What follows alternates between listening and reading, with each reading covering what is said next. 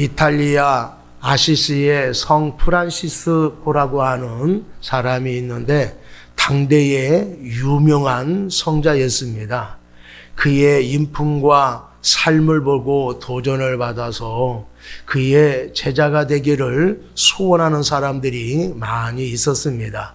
어느 날 두 사람이 프란시스를 찾아와서 제자로 받아 주옵소서라고 간청을 했을 때에 프란시스는 이 두 사람을 데리고 밭에 가서 배추를 다 뽑은 다음에 그들에게 배추를 거꾸로 심으시오라고 이야기를 했습니다.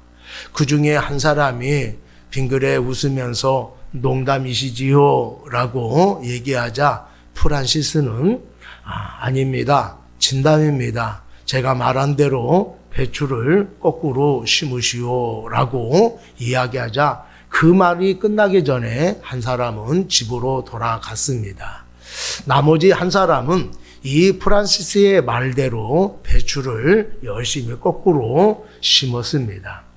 이 프란시스가 찾아온 사람들에게 이렇게 말도 안 되는 것을 이렇게 행하는 것은 제자가 되기 위해서는 때로는 말도 안 되는 것을 이야기할 때에 순종해 하는 것을 보고자 했던 것입니다.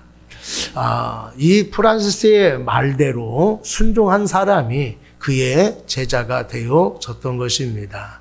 그리고 하나님의 말씀에 순종하는 자가 하나님을 사랑하는 사람이고 하나님의 백성일 것입니다.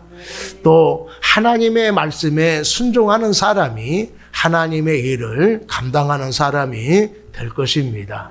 순종이 제자의 조건이 되어지는 것이고 그뿐만 아니라 순종이 하나님의 형통을 이뤄갈 수 있는 조건이 되어진다라고 하는 것을 오늘 본문의 말씀을 통해서 말씀해 주고 있습니다. 오늘 본문은 솔로몬이 성전과 왕궁을 건축하고 난 뒤에 하나님이 두 번째로 나타나셨습니다. 먼저는 기브온에서 하나님께 일천번제를 드리고 난 뒤에 솔로몬에게 하나님이 나타난 적이 있습니다. 또 이번에 두 번째로 나타나시게 되어졌는데 솔로몬이 하나님을 향하여서 기도한 내용을 응답해 주시기 위해서 나타나신 것입니다. 그리고 솔로몬에게 하나님을 신실하게 섬기고 말씀을 지켜 나가면은 복을 받을 것이지만은 하나님을 섬기지 아니하고 하나님의 말씀을 거역하고 다른 신들을 섬기게 되어지면은 징계를 받을 것이다라고 말씀하여 주셨습니다. 하나님께서는 일반적으로 왕에게 직접 말씀하시지 아니하고 선지자를 통해서 간접적으로 말씀을 하십니다. 그럼에도 불구하고 하나님께서 선지자를 통하여서 말씀을 하시는 것이 아니라 직접 솔로몬에게 나타나셔서 말씀하시는 것을 보면은 이 계시의 중요성을 말씀해 주고 있는 것입니다.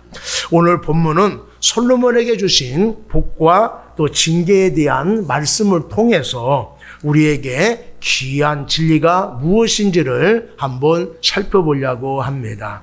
오늘 첫 번째로 믿음으로 기도하면은 반드시 응답해 주신다라고 말씀을 하고 있습니다. 솔로몬은 여호와의 성전과 왕궁을 다 건축하고 난 뒤에 하나님을 향하여서 기도를 했습니다.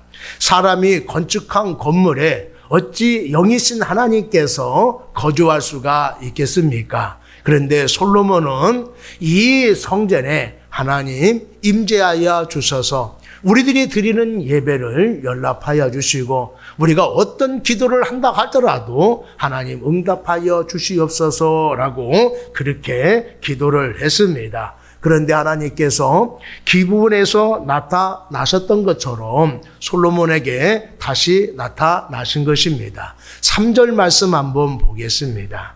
여호와께서 그에게 이르시되 내 기도와 내가 내 앞에서 간구한 바를 내가 들었은즉 나는 내가 건축한 이 성전을 거룩하게 구별하여 내 이름을 영원히 그곳에 두며 내 눈길과 내 마음이 항상 거기에 있으리니. 솔로몬은 왕이 될 수 없는 사람이었지만은 하나님의 사랑과 은혜를 통해서 왕이 되어졌습니다. 그래서 하나님께 일천번제를 드리게 되어졌지요. 일천번제를 드리게 되어진 것은 하나님께 무언가 얻으려고 드린 것이 아니라 하나님의 은혜와 사랑에 너무나 감사해서 일천번제를 드린 것입니다. 하나님은 솔로몬의 그 사랑과 믿음을 기뻐 받으셔서 솔로몬에게 나타나셨던 것입니다. 이번에도 솔로몬은 자신의 이름을 나타내기 위해서 성전을 진 것이 아니라 하나님을 영화롭게 하기 위해서 성전을 건축을 했습니다. 봉헌식이 거행이 되어졌는데 많은 제물을 하나님께 드리게 되어졌지요. 그리고 난 다음에 하나님을 향하여서 무릎을 꿇고 손을 들면서 하나님께 기도를 했습니다. 그 기도한 것을 응답해 주시기 위해서 두 번째로 나타나게 된 것입니다. 하나님께서 나타나셔서 이렇게 말씀을 하셨어요. 내가 건축한 이 전을 거룩하게 구별할 것이며 내 이름이 영원히 그곳에 둘 것이다. 이렇게 말씀을 하셨습니다. 성전을 거룩하게 구별했다라고 하는 것은 하나님께서 그 성전을 자신의 소유로 받으시겠다라고 하시는 말씀이에요.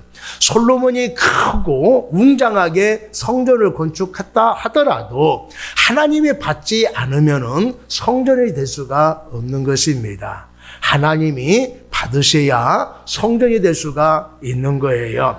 우리들도 하나님께 이제 헌신을 했다 하더라도 하나님이 받지 않으면은 아무런 의미가 없게 되어지는 것입니다. 그렇다면은 하나님께서 받으시는 예배, 하나님이 응답하시는 예배, 하나님이 또 헌신을 받으시는 예배를 하려면은 어떻게 해야 할까요? 우리의 마음과 뜻과 정성과 목숨을 다하여서 하나님을 사랑하고 온 마음을 다하여서 하나님께 예배를 드려야 됩니다. 간절한 마음으로 기도해야 할 것입니다. 그러면은 어떤 예배이든지 어떤 기도이든지 하나님께서 연락하여 주실 것입니다. 예수님께서 승천하시기 전에 제자들에게 너희들 하나님께서 약속하신 성령을 받기 전에는 절대로 예루살렘을 떠나면 안 된다라고 말씀을 하셨습니다. 120명의 사람들이 이 약속을 부여잡고 마가의 다락방에서 한마음 한뜻이 되어져서 하나님을 향하여서 기도를 하게 되어집니다. 몇 날이 못 되어서 열흘쯤 지났을 때에 하늘문이 열리든지 강한 바람처럼 불이 허같이 성령이 각 사람에게 임했다라고 말씀을 하셨습니다. 120명의 성도들이 전심을 다하여서 기도했더니 하나님께서 응답해 주셔서 성령이 임하게 되어진 것입니다.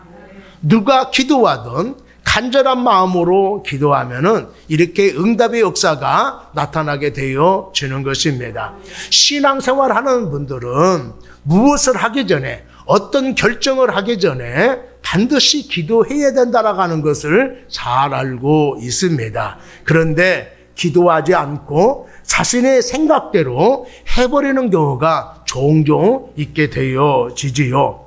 상황이 이렇다 보니까 하나님도 나를 이해할 것이야 라고 하는 마음으로 행동하게 되어집니다. 그런데 그것이 중요한 것이라 할지라도 다급한 것이라 할지라도 하나님은 함께하지 않습니다. 간절한 마음으로 기도할 때에 하나님이 함께하심으로 성취가 되어지고 역사하는 일이 일어나게 되어지는 것입니다.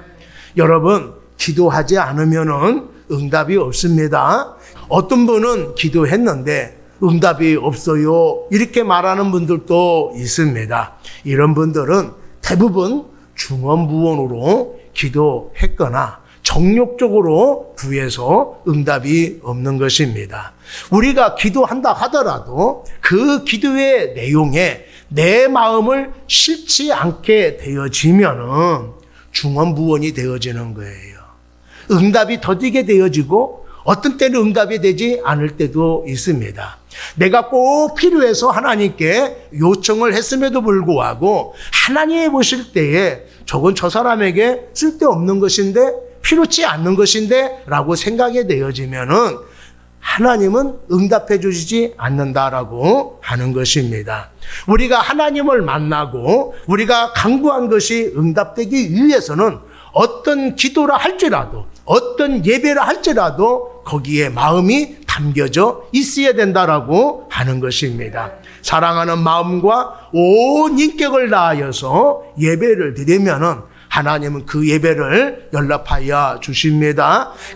간절한 마음으로 하나님께 호소하게 되어지면은 어떤 기도를 할지라도 하나님께서 그 기도의 내용에 응답해 주시는 것입니다.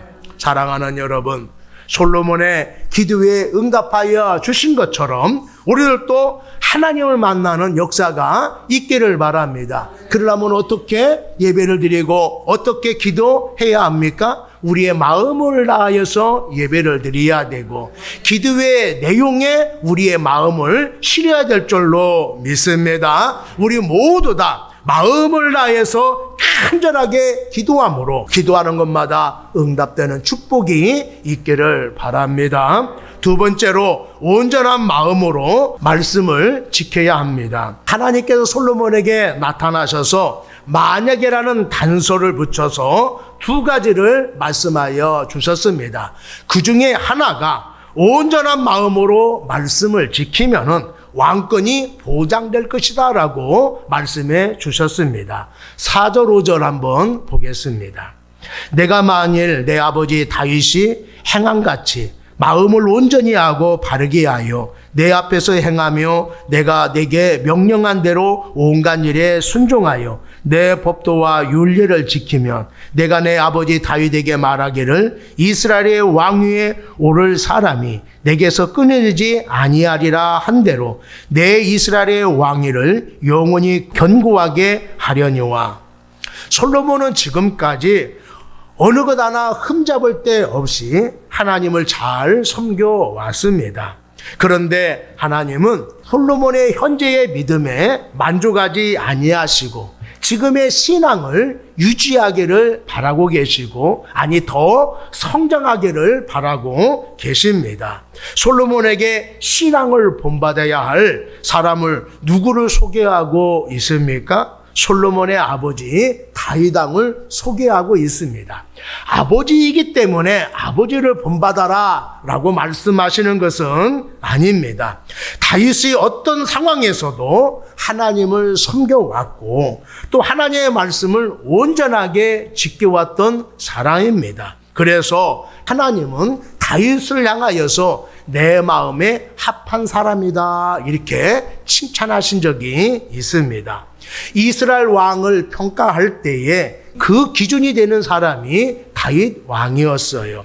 왕들을 평가할 때마다 다윗의 길을 걸어갔다 이렇게 얘기도 하고 또 어떤 때는 다윗과 같지 아니하였다 이렇게 말씀을 하십니다. 그렇다면은 다윗의 어떤 면을 보시고 솔로몬에게 신앙의 모델로 제시하고 있을까요? 다윗의 인생을 바라보면은 세 가지의 면 속에서 남다른 면을 우리가 찾아볼 수가 있습니다. 첫 번째로 다윗은 사울에게 미움을 받아서 오랫동안 도망자의 생활을 했던 사람입니다.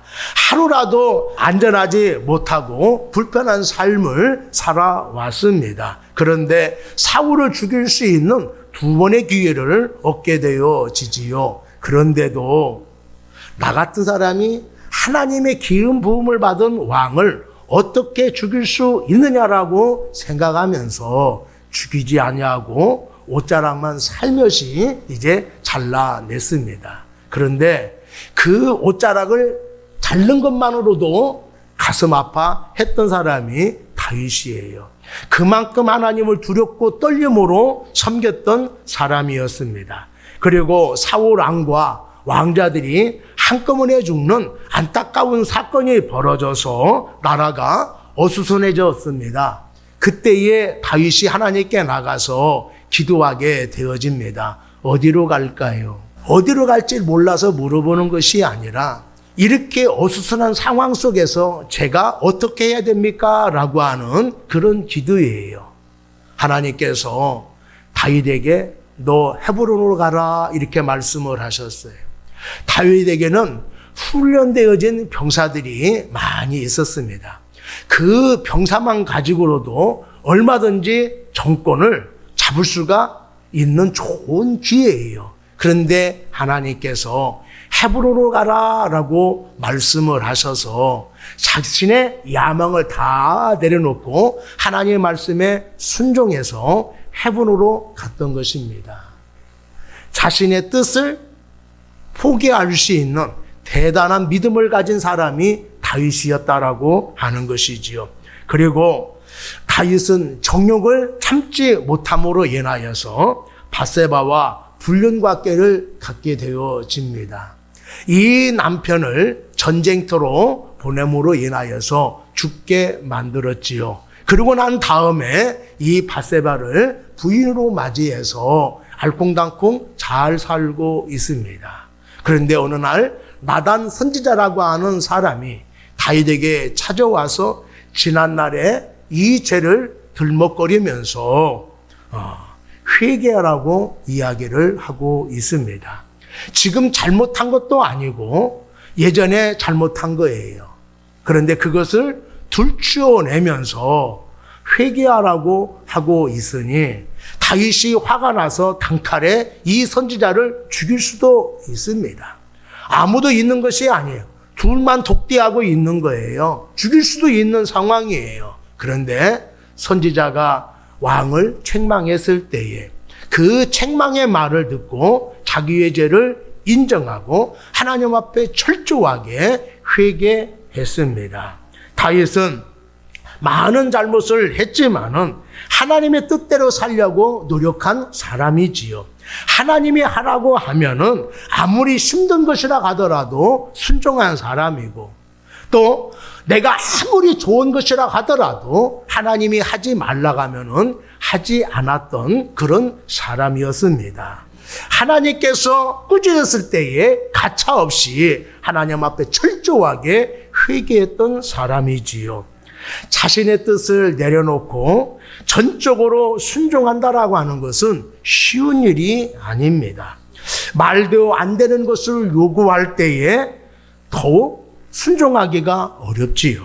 또 자신이 충분히 할 수 있는 일임에도 불구하고 하지 말라고 했을 때에 순종한다라고 하는 것은 참으로 어려운 것입니다.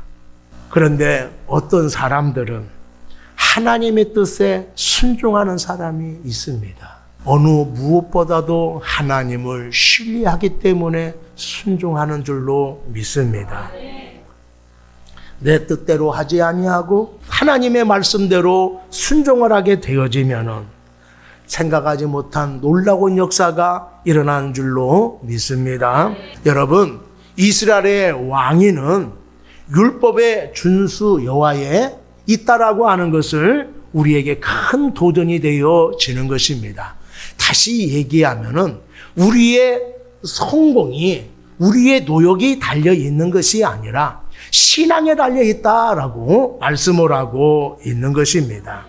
하나님의 뜻보다도 자신의 생각대로 하는 것이 훨씬 낫다라고 생각이 들 때가 있어요. 그래서 그렇게 한 적이 있잖아요. 그러면 어떻게 됩니까? 처음보다도 더 힘들게 되어진다라고 하는 것을 우리는 깨닫게 되어집니다. 내 마음대로 해도 결국에는요, 하나님의 뜻대로 순종할 수밖에 없다라고 하는 거예요. 그러면은 우리 고생하지 마시고 힘든 것이라 하더라도 내 상황에 맞지 않는다 하더라도 내가 원하는 것이 아니라 하더라도 하나님의 말씀하시면은 순종할 수 있는 우리 모두가 되기를 바랍니다.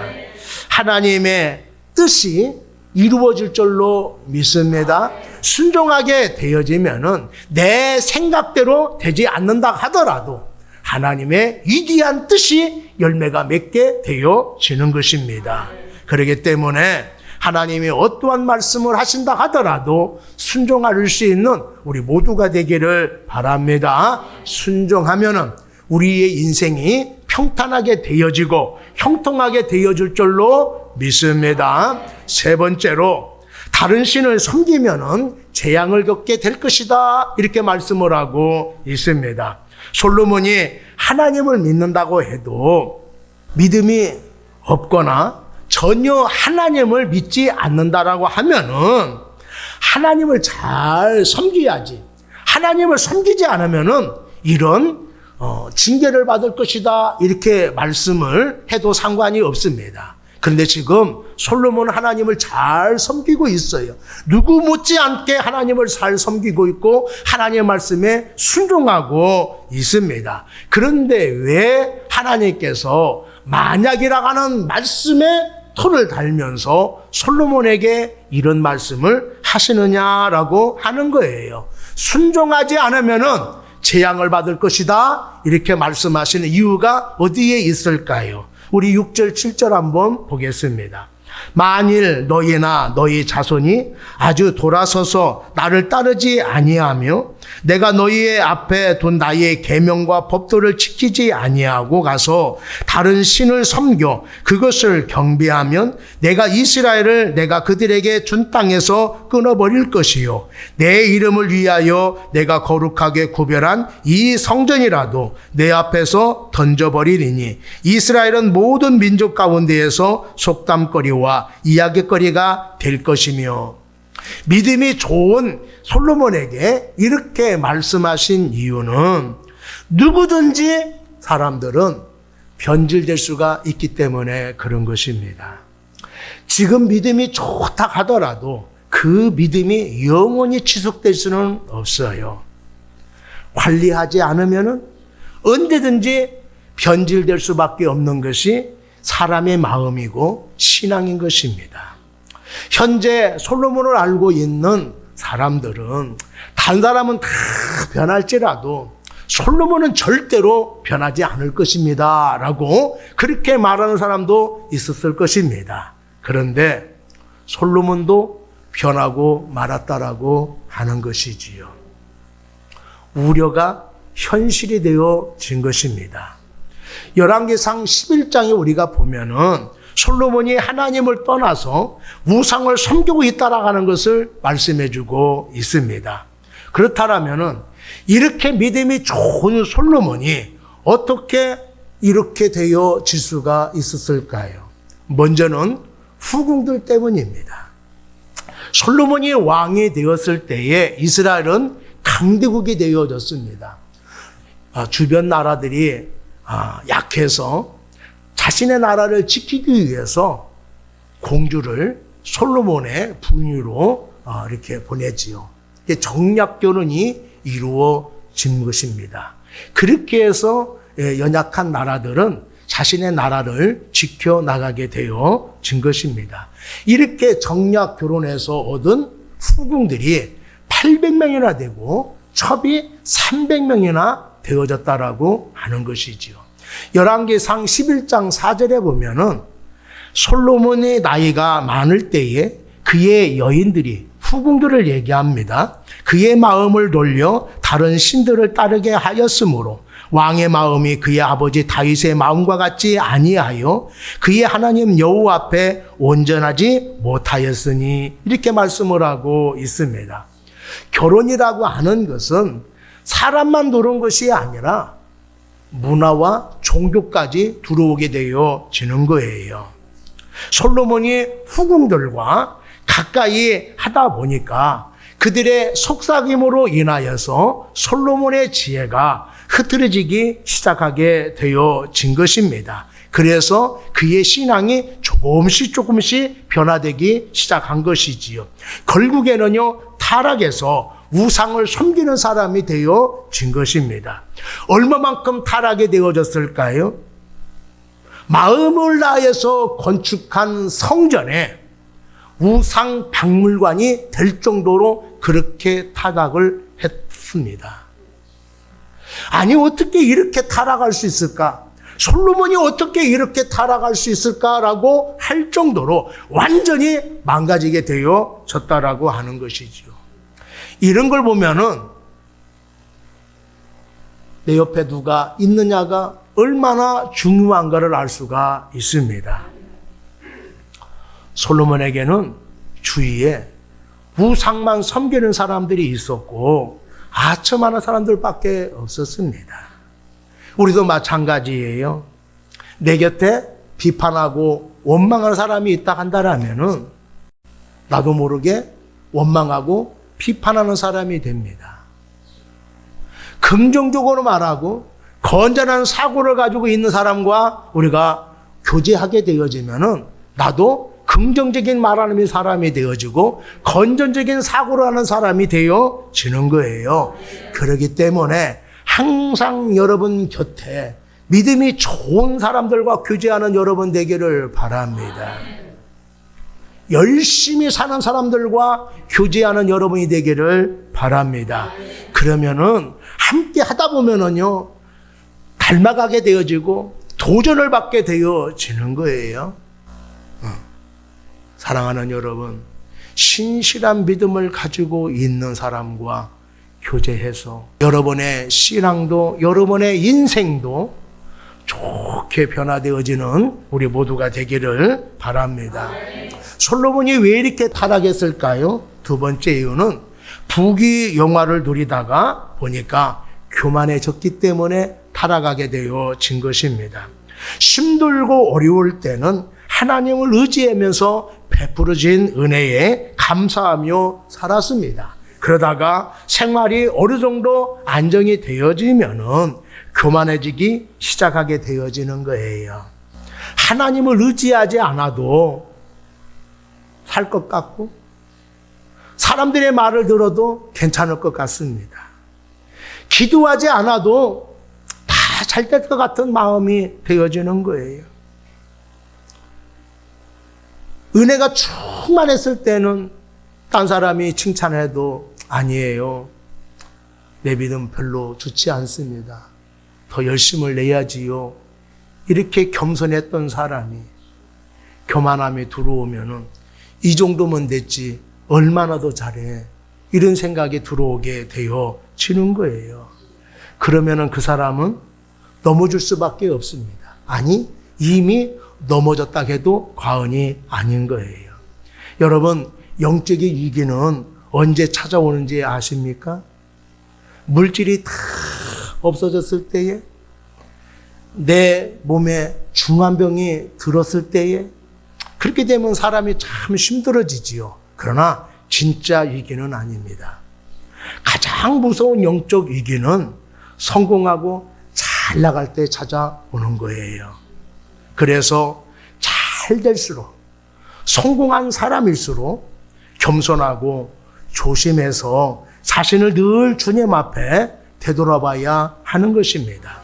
솔로몬이 이 좋은 신앙을 유지하고 성장시켜 나갔다 간다라면은 다윗보다도 더 위대한 인물이 되어졌을 것입니다. 그런데 솔로몬은 형통에 안주하고 말았습니다. 그래서 신앙을 잃어버리게 되어졌어요.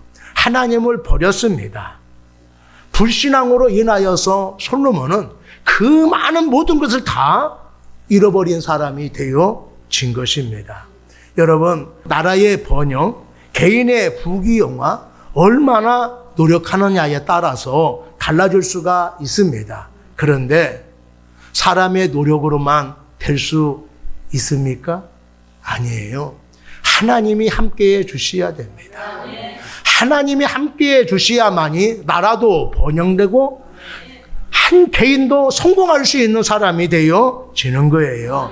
여러분, 번영은 노력이 있는 것이 아니라 신앙에 있는 것입니다. 신앙의 성공자가 인생의 성공자가 되어지는 것입니다. 신앙을 성공해서 인생에 성공할 수 있는 우리 모두가 되기를 바랍니다. 그렇다면 솔로몬이 하나님을 섬기지 않고 다른 신을 섬긴 결과가 무엇일까요? 하나님께서 주신 땅에서 끊어질 것이라고 말씀을 하고 있어요. 이스라엘 백성들이 더 이상 가나안 땅에 살지 못하고 멸망당하고 포로로 끌려갈 것이다라고 말씀하고 있는 것입니다. 아무리 거룩하게 구별되었다 하더라도 하나님이 그곳에 계시지 않고 버리겠다라고 말씀을 하고 있어요. 다르게 하면은 하나님의 영광이, 하나님의 임재가 떠난다라고 하는 거예요. 나라가 번성한다 하더라도 하나님의 영광이 떠나면은요, 그 나라는 끝난 거예요. 아무리 성공했다 하더라도 하나님의 은혜가 멈추면은요, 그 인생 끝나게 되어지는 것입니다. 그래서 옛날에는 이스라엘 백성들이 하나님을 섬기는 백성이라고 그렇게 자긍심을 갖고 많은 사람들에게 자랑을 했는데, 이제는 나라가 멸망당하고 포로로 끌려가고 하나님의 성전이 없어지게 되어져서 사람들에게 조롱거리가 되어지고 옛날 거리가 되어졌다라고 말씀을 하고 있습니다. 하나님을 섬겨야 할 사람들이 하나님을 섬기지 아니하고 하나님을 버리고 우상을 섬기게 되어지면은 온갖 고생을 하게 되어진다라고 하는 것을 기억을 해야 됩니다. 하나님을 섬기지 않는 사람이 온갖 고생을 다 한다는 얘기가 아니에요. 하나님을 섬겨야 할 사람이, 하나님의 백성이 하나님을 섬기지 아니하고 하나님을 버리게 되어지면은 그 사람은 징계를 받게 되어지고 어려움을 겪게 되어진다라고 말씀을 하고 있어요. 솔로몬은 하나님 은혜를 많이 받은 사람이에요. 그것을 인정한 사람이지요. 하나님을 섬겨서 하나님께 열심히 예배드려서 하나님께 인정을 받게 되어지고 하나님께서 주시는 지혜를 통해서 나라를 잘 다스림으로 인하여서 부귀와 영화를 누린 사람이에요. 그러면 끊임없이 하나님을 인정하고 하나님을 섬겨가야 됨에도 불구하고 부귀 영화에 취해서 하나님을 멀리하게 되어졌고 사람들의 칭찬의 소리에 영적인 판단력이 흐려져서 우상을 섬기는 사람이 되어졌기 때문에 결국에는요, 명성의 땅에 떨어지게 되어졌고 그 강한 나라가 두동강에 되어져서 남북으로 갈라지게 되어졌고 결국에는요, 이것으로 인하여서 이스라엘이 멸망하게 되어졌다라고 하는 것입니다. 열심히 살다가 어느 하루아침에 모든 것을 잃는 것은 아니에요. 그 전에 여러 차례의 징조가 있게 되어집니다.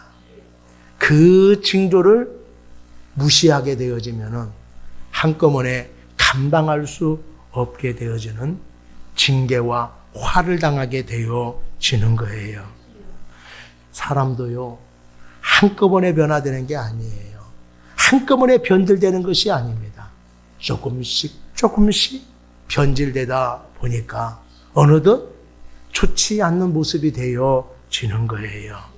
죄는 항상 아주 작은 것으로부터 온다라고 하는 것을 우리가 기억을 해야 돼요. 그래서 마귀들은 우리를 유혹할 때에 이번 한 번만 별건 아닌데 나중에 천천히 해도 돼, 이렇게 우리를 요구하고 있어요. 근데 한 번이 두 번이 되어지고 두 번이 다섯 번이 되어지고 다섯 번이요, 만성이 되어지는 거예요. 별거 아닌데 라고 시작을 했는데 그 별거 아닌 것이 나중에 내 발목을 잡게 되어진다라고 하는 것입니다. 5년이 되어도 10년이 되어져도 돌아오지 못한 사람들이 있다라고 하는 거예요. 사랑하는 여러분, 돌아오려면은 많은 시련을 겪어야 돼요. 많은 시련을 겪으면은 얼마나 힘든지 모릅니다. 그런 엄청난 대가를 지불하고, 하나님 곁에 있는 것이 소중하구나, 하나님 은혜가 이렇게 소중하구나 라고 하는 것을 깨닫고 돌아오게 되어지는 거예요. 여러분, 대가를 지불하고 소중한 것을 발견하지 마시고 지금 주신 은혜를 잘 붙들고 나가는 여러분 되기를 바랍니다. 지금 주신 여러분들 평안과 행복을 붙잡을 수 있는 여러분 되기를 바랍니다. 그러면은 여러분 대가를 지불하지 아니하고도 더 많은 것을 누릴 수 있는 사람이 되어지는 거예요. 우리가 그렇게 하기 위해서는 어떻게 됩니까? 작은 유혹들을 뿌리치는 사람이 돼야 돼요. 믿음이 좋은 사람들과 교제를 해야 되는 것입니다. 날마다 하나님 앞에서 자기 자신을 점검하는 사람이 되어야 하는 것입니다. 그래야만이 우리가 하나님이 주신 복을, 하나님이 주신 은혜를 잃어버리지 아니하고 누려갈 수 있는 사람이 되어지고 더 많이 누려갈 수 있는 사람이 되어질 줄로 믿습니다. 여러분, 신비한 체험을 했다 하더라도 내가 변화되어지고 성장되지 않으면은 언제 넘어질지 몰라요. 과거의 일로 만족하지 않는 여러분이 되기를 바랍니다. 과거에 이루어 놓은 것으로 나 이런 사람이야 라고 만족하지 않는 여러분 되기를 바랍니다. 신앙의 연수, 신비한 체험 참 귀한 거예요. 그런데 그거 자랑으로 끝나면 안 됩니다. 지금이 중요한 거예요. 지금 은혜 받는 것이 중요합니다. 지금 만족하지 아니하고 더 성장하기 위해서 노력하는 신앙이 중요하다라고 하는 거예요. 선줄로 생각하는 자는 넘어질까 조심하라 라고 하시는 그 말씀처럼 우리가 나태해지지 아니하고 낮아져서 더 열심히 할 수 있는 우리 모두가 되기를 바랍니다. 그러면은 더 많은 것을 얻을 수 있는 우리가 되어줄 줄로 믿습니다. 그리고 고민하지 마시고 문제가 있을 때마다 고민하지 마시고 간절한 마음으로 기도하는 우리 모두가 되기를 바랍니다. 답답하고 어려운 사정을 하나님께 내려놓고 간절하게 기도하게 되어지면은 하나님은 반드시 응답해 주실 줄로 믿습니다. 한결같은 신앙으로 성장해가는 신앙으로 하나님의 복을 누려갈 수 있는 우리 모두가 되기를 축복합니다.